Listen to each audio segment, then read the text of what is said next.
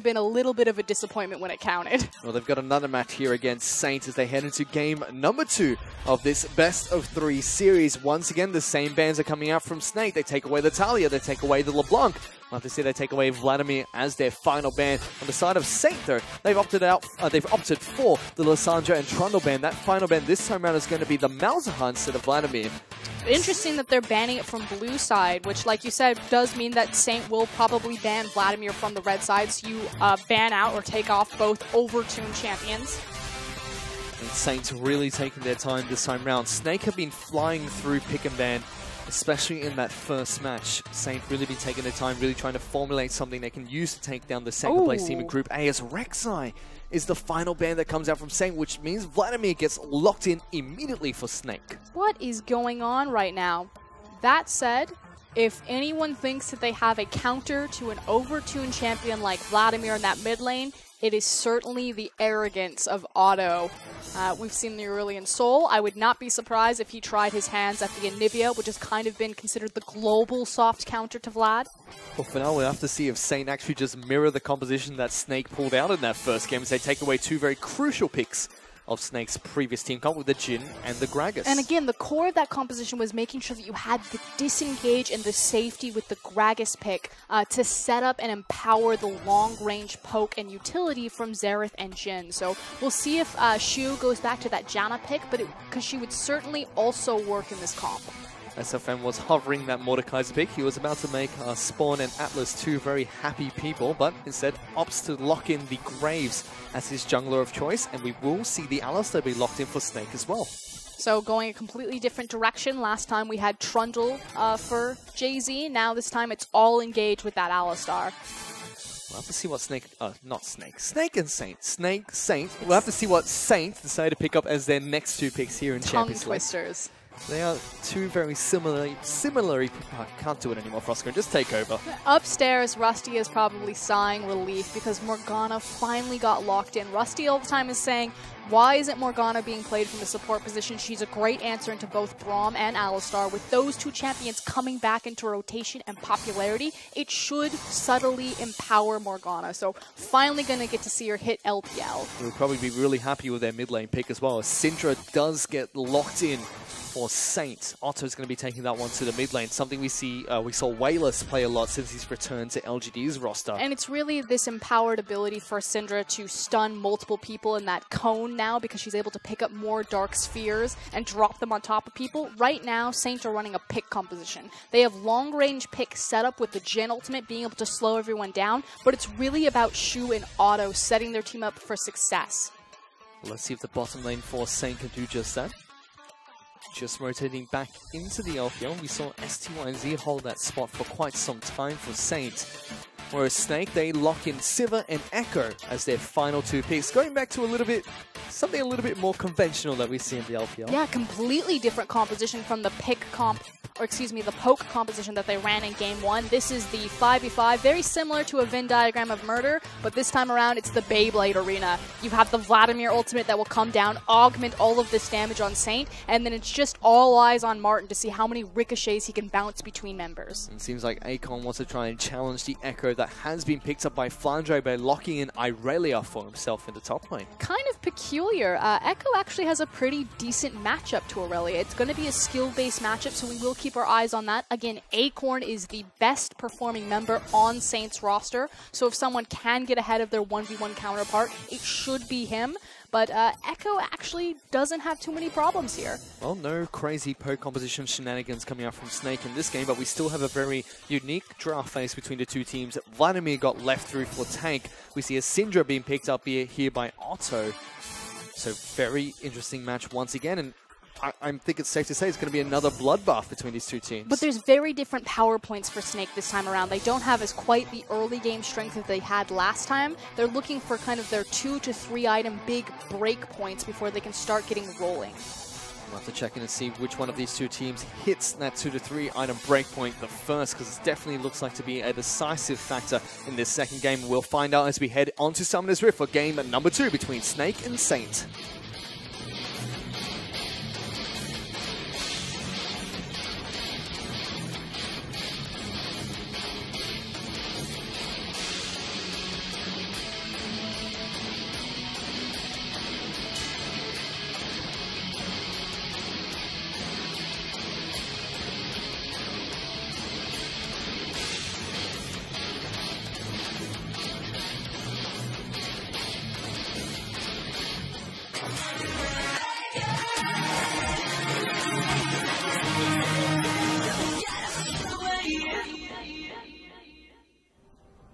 we are on to Summoner's Rift for game number 2 between Snake and Saint. Snake were able to pick up game 1 with that unique poke composition that we just saw, whereas Saint, they've changed around their draft phase a little bit here for Oscar. You know, going back to something that seems a lot more comfortable for them, you know, have a lot of really good, powerful picks in that early game. Yeah, and powerful picks in their 1v1 laning ability as well. Syndra has a lot of kill threat and pressure there, even against the likes of the Vladimir, Acorn on this Aurelia, and the Jhin and Morgana combo. Typically, LPL supports actually don't play Morgana. In fact, it wasn't until 2014 All-Stars when Cloud9 defeated OMG almost exclusively with Limit Nation's Morgana pick that the LPL immediately came back from that event and started playing Morg, who was seeing massive play globally, but the LPL just never really cared for the champion. And so since then, she's kind of been very hit and miss on Chinese supports picking her up. We've seen Sue already play one champion that has been a little bit hit or miss in the current meta, which was Janna in that first game, this time picking up Morgana. Does have the Thunderlords. No Thunderlords for XQ. So he's gone for the Deathfire touch instead. And why it's important to bring up the Keystone is typically when a Jhin goes for a Deathfire, it means that he wants to have standard lanes because it's about empowering the elongated trade rather than taking the Thunderlords for the quick burst trade. Which is disappointing because a lane swap is being initiated by Snake. So Snake, yes, they're playing a more standard composition. They're also going back to a more standard play from their playbook, and it's their ability to lane swap. We'll have to see how Snake execute this one. They will be sending Martin and Jay-Z up towards the top side of the map. Meanwhile, Saint, they started on a Gromp camp at level 1 to be heading down into the bottom side. Chimin started on his red buff as Gragas' tank in the mid lane, already doing a little bit of zone control here against Otto. And we've seen this performed by Xie multiple times, but you effectively fill up that blood bar and then you just run at the enemy champion because it's almost impossible to out-trade Malzahar with the empowered Q. It's actually Otto being rather aggressive there, takes a turret shot as Acorn's going to be the one that looks to try and move towards the mid lane as well. Instead, opts to help Chimin out, who was looking for that level 2 gank with red buff, but Otto was pushing in towards the Vladimir's tower. Yep, looking a bit for some cheese. It did slow down their initial jungle clear. What should be noted, though, is the fact that XQ and Shu, they've shoved in one wave, and they're going top lane to match Martin and Jay-Z on the top side of the map. Speaking of getting slowed down, though, this lane swap has definitely slowed down the game between Snake and Saint. Already at this point in the match, we saw fights across the map. Tank, though, being rather aggressive in this mid lane already against the Syndra, will be able to build up his blood bar and run straight back towards him. And that's the issue, is the fact that Otto doesn't have any mana right now, so Vladimir having clearly one that is now top. They're going aggressive on towards XQ. He has to try and flash towards his turret, but there's 4 members of Snake collapsing on top of him. First blood for Snake as they take advantage of Saint trying to lane swap back into the game. You can't out lane swap Snake. They do it more than any other LPL team. They have one of the most refined lane swaps in the league right now, and they perfectly call Saint on the swap back, but it didn't help that they also backed in tower distance. And something we saw throughout the spring split, Snake, lane swapping constantly, time and time again. Tank will go toe-to-toe against Otto in the mid lane and is forced to back out of this lane. It's really important, this is bizarre here, but to quickly touch on this, that Chimin actually took the Raptor camp right there because Otto forced Vladimir off of the lane, and Vladimir typically from then would exit mid lane, go to the Raptor camp, stack up his blood pool, and try to get free health back without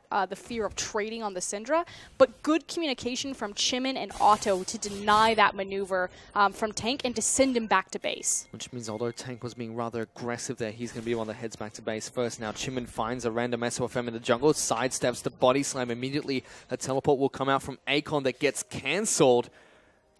SOFM, he has these unique things, and that was just one of them, waiting for him at the Raptor camp. I'm going to call it balls. This guy is very bold. SOFM, he's got one speed, he's got one play, one track mind. He's going to be the aggressive jungler. He's going to get himself ahead. He's going to put you down, and he's going to carry the game.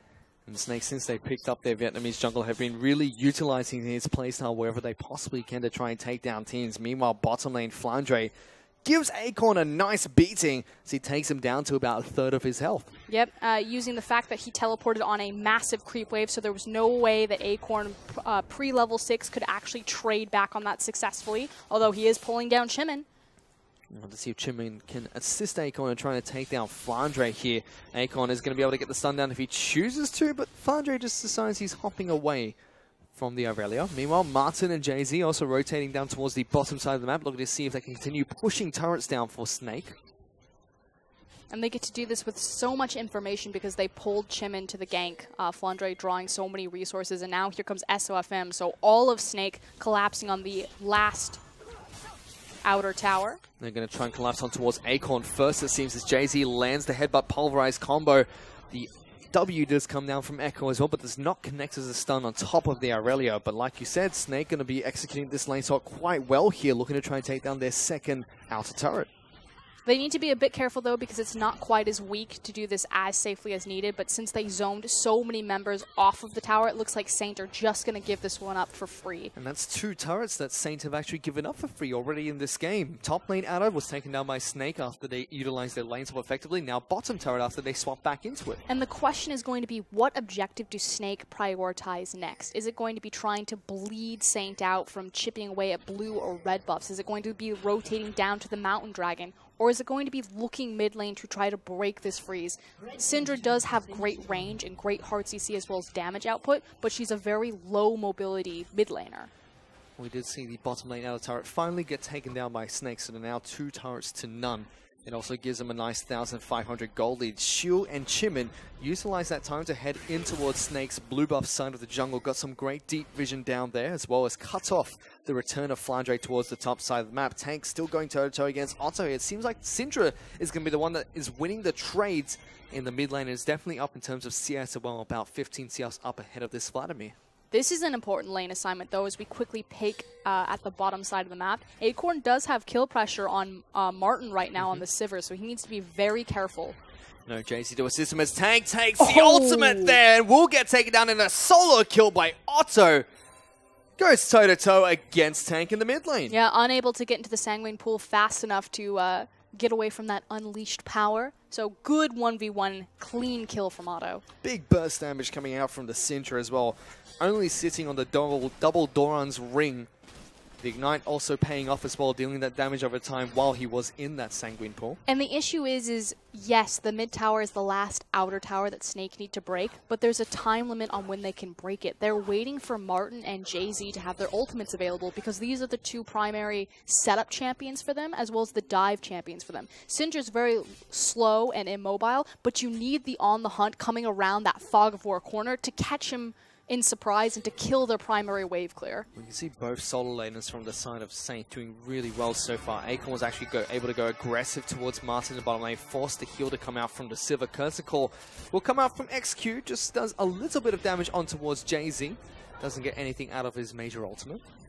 Yep, not doing a ton of damage to the full health cow, about 25%, but now Morgana. Yep, Sue is still level 3. Thunderlords will come up from the flash! He goes aggressively forward there to get the Q off on towards the wall. Chimin's now down on this bottom lane to try and assist Saint, but they will just trade flash for flash from the jungler as well as the support from Snake. A bit overzealous because they didn't have information about where Chimin is. That said, if Gragas hadn't shown up, I'm sure Snake would have tried to chase that one down and clean up the rest of the kill. Meanwhile, mid. Flandre looking to try and get a gank off towards Otto. Tank's already popped the ghost, going aggressive towards the mid lane Syndra, but a flash over the wall will come out from Otto. He gets himself to safety. Low mobility mid laner now doesn't have her primary escape available, and Sivir and Alistar are getting closer and closer to these key level 6. Martin now grabbing his, so if they're able to push this wave forward and disappear towards that mid lane, Otto has to respect Snake's ability to break mid tower.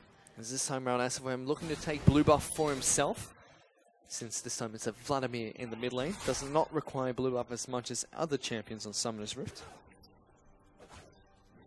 Really lots of power coming out from Saint's solo laners. They have been trying to utilize their early game advantage, but it seems like Snake have kind of diffused that with the lane swap they've initiated here against Saint. It got them a passive and organic gold lead, which has kind of helped compensate for the 1v1 abilities these champions have. But Flandre now in trouble. Going really aggressive towards Acorn, and just jumps back, forced to use his ultimate. He goes straight into Chimin. Now SOFM, he uses flash aggressively. Bottom lane's got nowhere to run. Tries to go toe-to-toe, and will successfully do so against Chimin as he picks up the return kill. Acorn will go 2 for 1 though as he takes down the jungler. Again, there's only one speed for either of these teams, and it's full speed ahead. SOFM very overzealous. Unfortunately, he's caught reloading when he's trying to buy time in the smoke screen, but It's a 2-for-1 advantageous trade for Saint. And you can see SLFM's one direction right there. Instead of trying to use, the quick draw to get over the wall or something, he's like, well, I'm here now, I'm stuck, I'm going to try and kill one of them. I mean, pretty much he's a boy band at this point. Oh, meanwhile, top side of map, Flandre's used his teleport to get back into his lane. Acorn still has his available, so global pressure for Saint for the next few minutes. As Otto is still looking to try and continue to do the exact same thing, which is get good damage on towards his turret and pressure tank. But the target is on Otto right now. He really can't afford to be this far pushed up. Yes, he wants to continue to abuse the Syndra versus Vladimir matchup and the fact that he has the edge right now, but there is a massive target on his head. No flash, that's the Syndra, Alistair and Sivir are ready. And you can see Snake congregating. There's that fog of war we were talking about. You really are just kind of shortening the reaction window, coming around that corner with On the Hunt. The Snake looking to try and clear some more wards down towards the Baron Pit.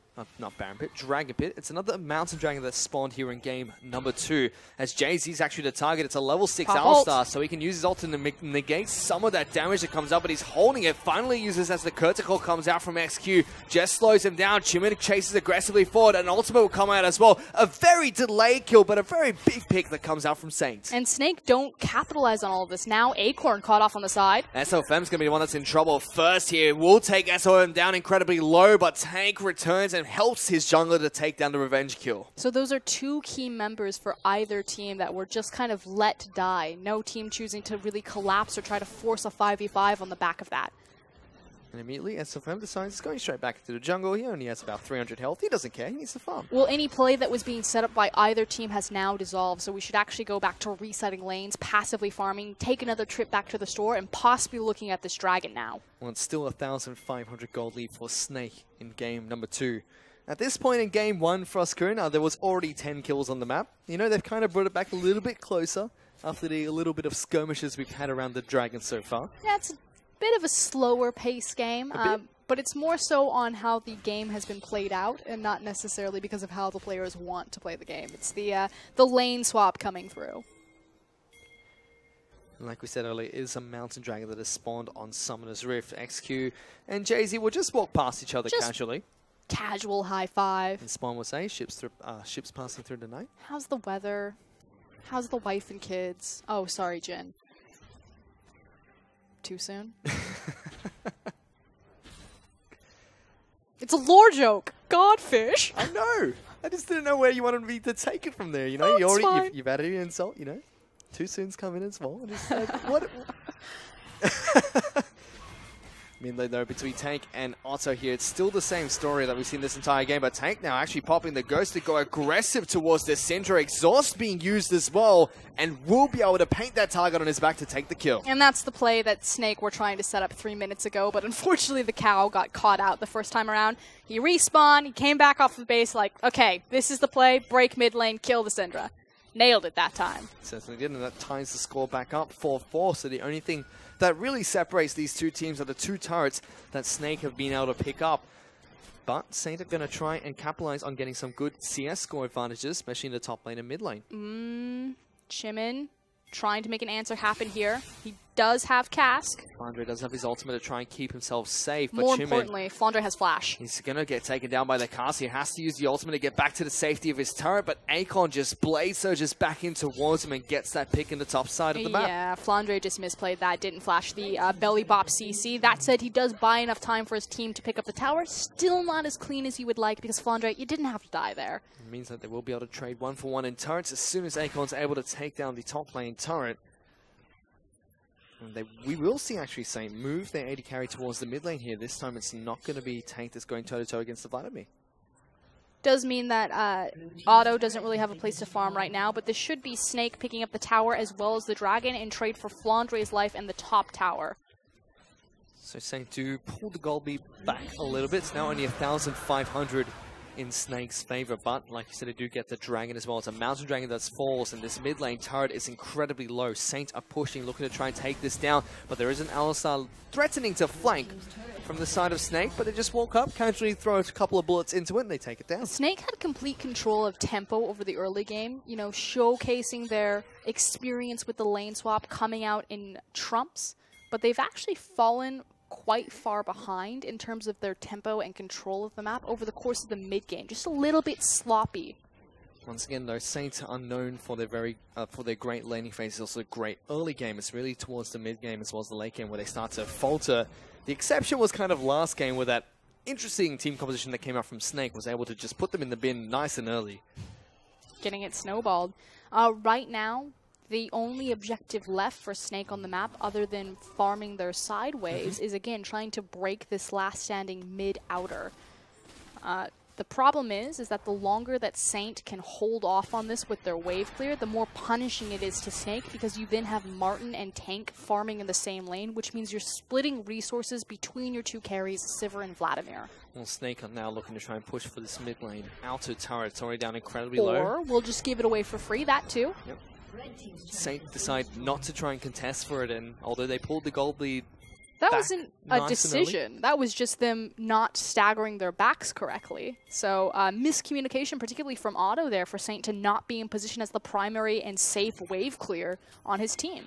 They were able to pull the gold lead back to below 1,000 gold there for Saint, but with that turret being taken down, it's now 4-2 in terms of turrets, and there's still 1,500 gold behind Snake, who are looking good in this second game as well. Definitely, and now they can start making rotations towards the top side of the map. You can see that they've already placed deep triangle vision there on Saint's red side jungle, as well as a wave pressuring into the inner top tower.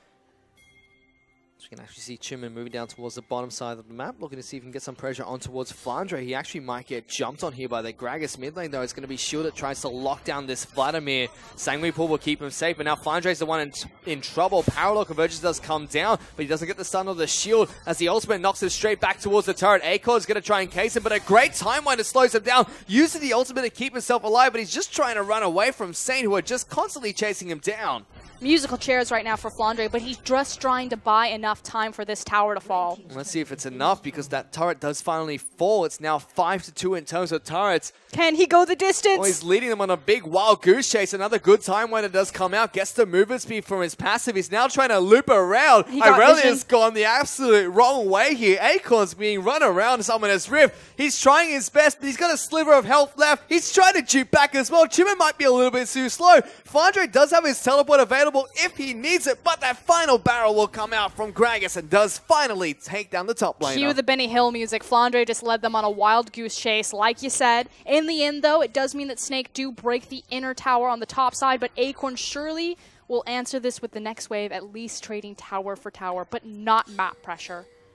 For now, though, it is going to be Martin and Jay-Z that rotate back down towards the bottom lane. You know, both the bottom and top lane inner turrets have now been taken out. Opens up the map quite nicely for Snake, sorry.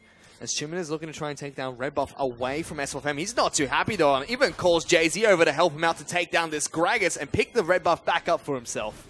Yeah, the Rage flash right there to land the hard CC. That's a teleport coming and out now for the chase. Flandre on towards a minion. Looks like they want to try and collapse for this one. Tank's going to get binded up by Shield on over towards the river. Vladimir coming over the top. He will get the Sanguine Pool. Let's see if he can do anything more here as he's trying to chase him down. Gets Sanguine Pool onto two people. Slows down XQ as well. Otto's in trouble. Flandre's on top of him. Martin looking for the first kill. SFM takes it away from him, but Snake are not done. They're still chasing onto the three members here. Jay-Z's going to join the fight. Gets the Pulverize on towards the support.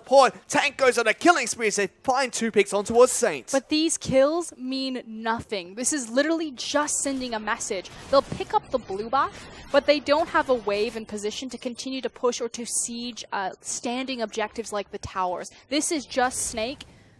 Eyes, I'm the captain. And they're definitely showing it here. It's showing why they're the second place team in the LPL. Saints have been valiantly trying to fight back in both Game 1 and Game 2. Just doesn't seem like it's enough. They do have a lot of great individual power. We've seen great plays coming out from both Otto picking up a solo kill into the mid lane. Acorn even shining on the top side of the map on his Aurelia, trying to go 2-on-1 against Martin and Jay-Z very early on into this match. It just seems like that star power that they have on their team is not quite enough against a great team like Snake. Well, it's also matched by Snake's individual star power, which is sitting 4-1-2 right now. SOFM, you know, very young jungler, came into the LPL, his first big professional league for him to play in. Does it hurt, Fish? Tilted. Does it sting? Actually tilted. And he came in as a superstar, and he started his career, and he's lived up to those superstar expectations. You know, when he falls behind, bit of an Achilles heel shown, but a lot of great junglers have issues switching between kind of that herbivore and carnivore style. You look at Korea with the likes of Peanut. So, very similar vein of player. SFM now has to go toe-to-toe against Shul, uses the ultimate on Morgana, but might get taken down before that one expires, gets binded as well as collapsed on by XQ and Otto. Even a teleport being used by Acorn to try and take him down. Trouble in mid lane though as the Curticles be popped, try to take down Tank. He gets knocked back in towards the turret. Chimman will get the body slam as well. Finally goes down. Saint get 2 crucial picks to try and pull themselves back into this game. And that's what their composition is good at. We talked about how they have long range setup potential with XQ on the Jhin, making sure that he finds those slows, and then great follow-up pick CC with the Syndra and the Morgana combo, which is really the core of this composition. And Saint are now pushing to try and take down the mid lane inner turret, try and pull back the turret disadvantage that they're currently facing against Snake. And with that taken down, they're now less than 1,000 gold behind. Jay-Z was looking for the initiation, but he can't quite get it. And it's because Saint's composition is powerful right now. Jhin will hyperscale into late game, no doubt, but Aurelia hit the big power spike of having the Trinity Force, and Jhin hit the big power spike of having that Infinity Edge available to him, as well as a secondary BF sword. So, didn't go for the penetration build, but he's strong right this second, whereas Sivir is still in between her growing pains of trying to find those 3 items. So 2 very unique item builds coming out from these AD carries. We do see the Infinity Edge from time to time on Jins, but mainly going for the item, the armor penetration build, which we saw Martin build last game. And now we've seen a lot more Sivers going for the Infinity Edge first instead of the Essence Reaver, and picking that one up later after they get their Zeal item. Really prioritizing kind of your 5v5 or your split pushing pressure, as well as obviously with the big penetration builds, the Ghost Blade, the Dusk Blade, always has a weird name. You're looking more at shredding tank lines, and neither of these teams really have a big consistent tank outside that Alistar. But now things are rather quiet between Snake and Saint. Snake looked like they were controlling most of this map, especially with a big turret lead they possessed earlier. Now Saint, they're the ones that are up by 1 kill. It's a Mountain Dragon to a Mountain Dragon at the moment, as well as only a single turret in Snake's favor. You can also see Saint, they've been the ones that have been farming up quite nicely. A 10 CS lead for the top laner and mid laner. Bottom lane's been equalized though by Martin. He's now 20 CS up ahead of the Jhin. So Snake are still the ones that are slightly in the lead here, but like you said, with Saint, their team composition has really come online now, and they're really fighting back and trying to take it to Snake as well. Yep, which means that they need to make the snowball happen now, before this Sivir and Vladimir combo is really able to execute in big 5v5s around Baron or Dragon Pits. You can see they're even the ones that are looking for the AoE here, as the static shivs have been picked up by Martin, so lots of great Beyblade action will be coming out from the Sivir.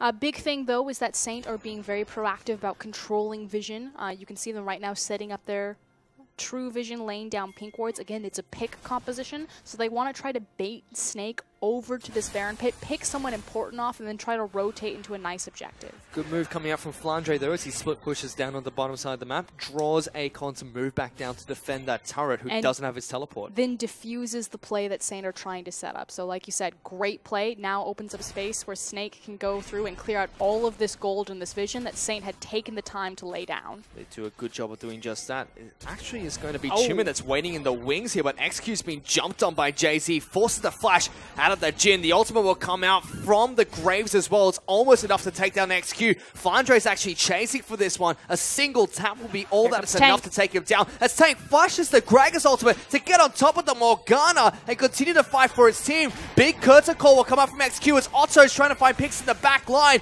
There was the ultimate coming out from Flandre as well, but we're watching Otto get taken down by SOFM here. Flashes on his face and chucks the shotgun pellets into his face, and Snake will find 2 crucial picks and knock the AD carry out of the fight. This Graves is massive. Level 14 to level 12. Even if this comes down to a 50-50 smite, SOFM is so much stronger in securing this monster objective should Snake turn on it. They decide not to. Instead, they get vision over the Baron pick and just take the 2 picks they got off against Saint. They are now the ones that are ahead in terms of the kills taken. They even forced some big summoner spells out of the team. Otto used his flash. We saw XQ use his flash as well. But Snake were also the ones using big summoner spells. Every single summoner spell on their side, except for the teleport and smite, is down for this next fight. It was a pretty intense chase there. Like you said, they threw everything and the kitchen sink to track down Saint. That said, we're that much closer to Martin hitting that 3-item power spike on Sivir. See what he goes back and buys, straight into another BF sword. Just want to see what he upgrades this one into later on in the match. On the flip side of the map, XQ is still sitting on that BF sword, instead looking to try and complete his Zeal item first. As we have a Black Cleaver being picked up by Acorn in the top lane. He's got his hard carry pants on. Makes sense. It's just kind of Acorn's identity, especially on this team, where his responsibility is to be that superstar. So a full damage Aurelia, not really outside the realm of possibilities for Acorn. SOFM actually getting chunked out by Baron here, forced a quick draw of the wall, even forces the Maw of Mount Mortius to be popped. So good move coming out from Shul, just getting some good damage on towards the Graves. Again, diffusing a lot of the pressure and momentum that Snake have been trying to build up and organize on this map in terms of plays anytime a scenario like that happens. So it was a rapid fire cannon that did get picked up by XQ there, so adding a little bit of range for the Jhin, as well as giving him a little bit more crit and attack speed to convert into attack damage. We even see a double Aegis of the Legion being picked up by Saint here, trying to diffuse some of the damage that Tank and Flange will deal in these fights. On the flip side, Jay-Z has not picked one up of his own. But it really doesn't do anything to stall and to stop this Sivir. So again, they have a lot of MR, but it's really only Gragas who also has that Randuin's to slow down all of this incoming crit damage. Dragon will be coming back up in 40 seconds here. I believe it's only a Cloud Dragon, so not a huge priority between these two teams. It's not about the Dragon, it's about the arena. As speaking of arena, Saint actually pulled the trigger on the Baron. They're looking for the fight. They don't have any wards down, and it's in fact Tank that was looking to go back to base. It's now down to 4,000 health. Snake are looking to try and collapse, but this might get taken down in time. In fact, they back off, and Saint, with great map play, pick up a Baron for themselves. Yeah, Snake caught with their pants down right there. Out of left field. They didn't have great backs. Didn't respect the Baron burn damage there from Saint. Snake are sitting on a couple of Mountain Drakes, so it's very feasible for them to cut through those neutral objectives. And they move straight down towards the Dragon Pit as well, looking to try and take down the Cloud Dragon. No response coming out from Snake. It just looks like they're the ones that want to hold on tight for the next couple of minutes. It's now all on the 5v5 from Snake and how they come back into this game. Because they've now just given away 2 objectives. Yes, it's just a Cloud Drake, but the Baron's a big one for Saint. Especially because their composition with Jhin will thrive in sieging these towers, approaching the structures, opening up the Jhin ultimate, threatening with that Syndra.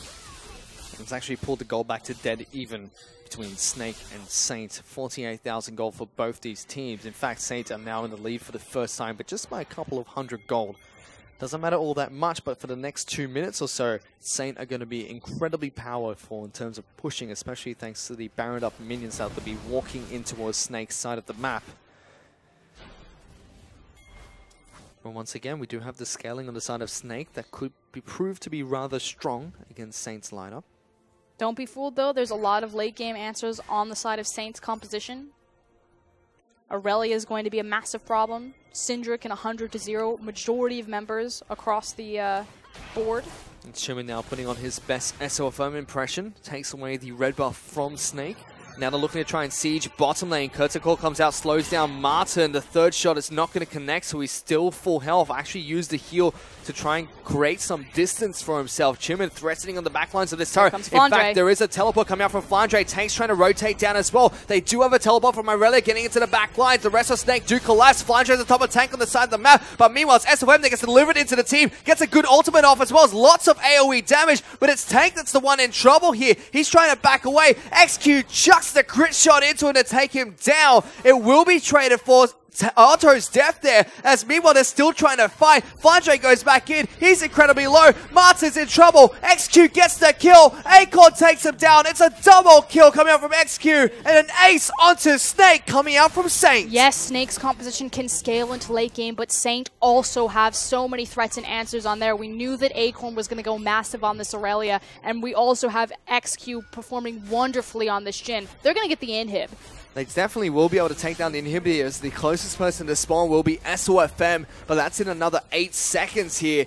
Baron up minutes are going to be enough for Saint to get 2 turrets for that. A huge 8 as well as the bottom lane inhibitor and inhibitor turret. They're now 4,000 gold up ahead of Snake. And we're going to go ahead and take a look at this replay. So you have 2 teleports coming on, and we're going to break this fight in half. Effectively, Flandre, who's going to be your big CC and zone control, is just going to hit auto. But the thing about Saint's composition is there's damage and threat on every single member. So even though Flandre has zoned out the Syndra, Snake are bleeding from every other orifice. They even pulled Martin back there to try and help out with Flandre, who eventually got taken down. I mean, the start of the fight was huge for Saint as well. We saw Jay-Z look for the initiation. The E comes out from Syndra, just knocks him back away and diffuses the situation. There's just nothing to slow down that Aurelia if you don't have the hard CC of the Echo. It's not like they have the Gragas this time around. It's a Graves jungle. The best he can do is throw down all of his damage and try to beat her to the 100-0. It's a 3,000 gold lead for Saint now, looking strong as we approach the mid-game of this match. They're now looking to try and siege the top lane in a turret here against Snake. It is still standing, and Snake have to be rather careful here. No Baron buff available for Saint. You can see the gold swing just suddenly swinging on towards Saint's favor. So they take great control of this game. They're now ahead in terms of turrets taken down. Kurtikor coming out again. Going to land one on towards Martin. Jay-Z's the next target here. He just tries to tank it all up for himself, as they will be able to take down the top lane in the turret and push towards the inhibitor. Chimin choosing not to use the cask there to knock the Alistar back into his team, so holding on to a very key ability. And Snake just trying to stay as far away from Otto as they possibly can. This comes down to target selection and assignment in a team fight. Again, Flandre has to be responsible for zoning off the Aurelia. SOFM should really look to turn and try to take care of Syndra. Akon actually taking a bit of damage from that turret there, as Parallel Convergence will come down from Flandre. Gets a shield for himself. Jay-Z was looking to see if he can get a flank down. Is spotted out by a ward that was placed down by Saint. But they will defuse the situation. They will be able to defend the top lane inhibitor turret. But off of that one Baron play, Saint have picked up a huge lead in game number 2. It's now a question of what will Saint be able to do to close this game out. So they have control of the map, which means that the Baron spawning in 1 minute 40 seconds, they can set up for, they can get the advantage there. Again, it's a pick composition, so they really thrive when they get the position on these objectives, set up their vision. 2 major objectives will be coming back up in just a second. 1 minute 30 till that Baron. 1 minute until the Dragon. Tank now in trouble. Kurtikor will come out. Doesn't land on towards the Vitamin. Akon was looking aggressively forward as well, but was forced to use Ghost to get away from that pick. Not too bad. Very low cooldown on that Summoner spell since the adjustments. Still has his Proto Belt, and his Flash will be coming up soon. Big tanky items coming out from Saint's top laner, Akon. He goes back to base, picks up the Sterix Gauge for himself, as well as the Guardian Angel. So he's going to be really difficult to deal with in the back lines. Typically at an Aurelia this far ahead, or 4, 1, and 3, the GA is the GG. Let's see if it's enough for Akon to pick up the GG here, as Saint still pushing for these turrets. It means that Snake have to be much more diligent, and when they're setting up for these team fights, setting a very hard line of scrimmage and staying together. Again, this composition thrives in that Beyblade arena. They need to set this up, and they need to stop having 3v3s, 2v2s, and separating all of their power points. For now, though, Saint looking to try and control even more objectives for themselves. They set their eyes towards the Mountain Dragon. Chimin's going to be able to help his team take this one down. XQ is close by, taking away the red buff from Snake's side of the jungle as well. It's going to be another Mountain Dragon. So we saw how quickly Saint burned the Baron on just one Mountain Drake. And Snake used that time to try and get some vision on towards the Baron buff here, taking down the Rift Scuttler. Baron will actually spawn at the same time as well. Saint will definitely have their eyes set towards that objective next. Yep, and they've got the Baron inhibitor, so we'll see if Saint have learned something since their time in the LPL, and they're a bit patient with how they set up these pressure points. As you can see, Acorn already down here to threaten it. Still only a 3,000 gold lead for Saint at the moment, which is massive, especially 35 minutes into the game, but it would have to be more if Snake would not be able to go down without a fight. They could definitely try and pull something here against Saint. They certainly do have a couple more chances here. They're not down and out yet, but it's one more big mistake. This is going to be one as XQ walks into the Death Rush. SOFM going to be able to pick up the kill. Yep, setting up a Fnatic pretty much, so good pick from Snake. They take out the Gen, but this should really only delay Saint's setup here. Chimin might actually be stuck inside of Snake's jungle. Flandre TP. Let's see if we can get the great teleport down here as Saint are trying to back away. Jay-Z's looking for the flanking opportunity as well. It seems like they've caught out Chimin. Saint should actually just disengage here. Well, Chimin actually has to flash over a wall to try and get away. Akon now moving down to the bottom side of the map to try and protect his jungler. The reason why Saint should disengage is they just need to wait for XQ to come back up. Now, Snake are in a position where they have to pull the trigger on the Baron because they burned the teleport cooldown. And they do just that. Baron's now down to half health. Akon's trying to get in towards the pit. Jay-Z has to pop his ultimate nice and early there. Baron's really low. Chimin's nowhere close. Snake able to take down Baron. Akon goes over the wall to deal with SOFM, but he's low. Gets taken down by the ultimate. Flandre's now in the pit dealing with Chimin. Akon comes back up, gets immediately deleted in that fight as a double kill will actually come out for Otto before he gets taken down. But Snake still get the Baron onto 3 members of their team. And SOFM puts Snake back in the game as they're trying to pick up table scraps here on the Alistar. Jay-Z's got to be careful. The ult will come out from XQ. Kurtzakol does the job and returns a kill for Saint, but still big Baron pickup for Snake. And again, it was the 4v5 advantage of not having the Jhin here. Take a look back at the team fight. The issue was target priority and selection, this time for Saint and not Snake. So much focus on SOFM. They wanted to kill him so badly that Otto wastes so much time walking around the entirety of the Baron pit just to assassinate Graves on the top side, as opposed to trying to kill or lock down the rest of Saint or Snake in front of him. He does get a big double kill for his troubles, though. At the same time, we saw Jay-Z actually getting his initiation diffused again by this Syndra. But it's just too little too late. And it's kind of like either Flandre is on the wrong target or zoning the wrong person and Snake lose the team fight, or Otto's not prioritizing the correct targets or using and maximizing his AoE stun potential to just assassinate one person. At the same time, no XQ in that team fight after the Death Brush was set up by the Alistar as well as the Graves. And again, Snake forced to make that gutsy Baron call because they had burned the teleport. If Saint were able to disengage and keep Chimin in a healthy scenario,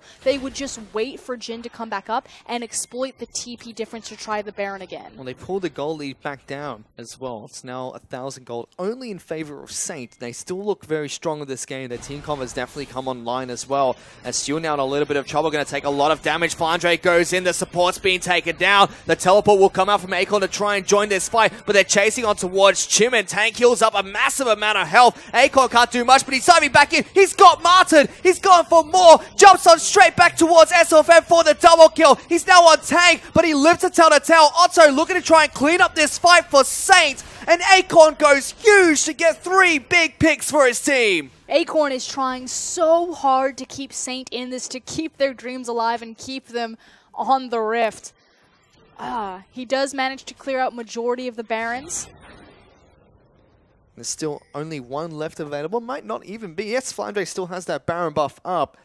But it's now the 2 carries from the side of Saint that are just pushing down towards the mid lane. Flandre looking to see if he can defend against the 2 of them. A good parallel convergence could lock them both down, but they avoid the trap being set by this Echo. He's now just dragging the creeps away wherever he can, but they're already on top of the turret, getting it very low. Another inhibitor turret will fall for Snake, as Flandre desperately still trying to defend. The rest of his team is coming back up. The ultimate will be used by both Flandre as well as Otto, but they do lose their mid lane inhibitor turret. This is just a roller coaster for Snake fans. As we're going to take a look at that last team fight. It looked so good initially for Snake, but they put in a lot of cooldowns just to pick up the Morgana. They were then kind of split up a bit and then funneled into this waiting Aurelia. And like you said, Acorn just goes massive here, instantly bursting Martin, and then I believe jumping on SOFM.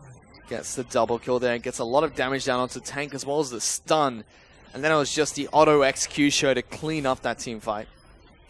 They need to deal with this Aurelia, find the hard CC, and if you look at Saint's composition, one of the things that they're really lacking is definitive hard CC and the ability to reset team fights. They're entirely reliant on Jay-Z and Flandre. And every single time we see Jay-Z trying to go in, he's just completely diffused by one member or another. Twice it's been Otto. That time around it was Akon with a great dash. So really trying to mitigate as much of that Alistar's crowd control as possible to give them the advantage in these team fights. But this is such a night and day difference from Game 1 into Game 2. We talked about how Game 1, serious momentum for Snake, playing a great poke composition, riding high into playoffs, and now just tap the brakes. Well, Elder Dragon has now come back and is now up and online, taking a lot of trouble. We're getting knocked into a wall as well, stunned up. Zonya's forced to be used here, as now Acorn going to get locked down. The ultimate will be used by the Vladimir as well, just to try and slow down Acorn. It seems Jay-Z's now the one in trouble. Flandre over the wall, not going to get a great parallel conversion, but still locks down two members of Saint. They're trying to kite this one back. XQ jumps in with an ultimate. Martin's being exhausted. Chimindo takes a lot of damage. Flandre big goal. Acorn's to the back close, but only on top of Tank. Meanwhile, the rest of Saint just obliterate Snake as 4 members drop down. Only Tank is left alive, and Saint are looking to try and push towards the Nexus. That's going to be at least 2 inhibs down. They do not have an incoming creep wave, but they could look to try to juggle aggro and tank this. Well, looks like that's exactly what they're going to do. Acorn has a Guardian Angel available. Tank joins the fight. Goes to the Segway pull. Tank able to take down the GA, but does get taken down by XQ. He might have delayed enough time, but the mini wave will be crashing shortly. 30 seconds until S2FM, 25 on Martin. And with that pick,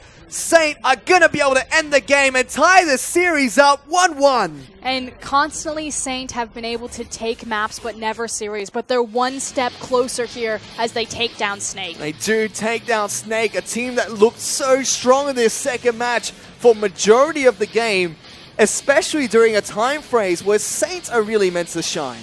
What a disaster, especially with the priority pick of having the Vladimir there. We said that, you know, Otto probably very comfortable as a mid laner. He will have an answer to such an overtuned pick. Look toward the Syndra and put Tank in the bin. He certainly did. He looked great on the Syndra pick that we saw Wayless bring back into the LPL.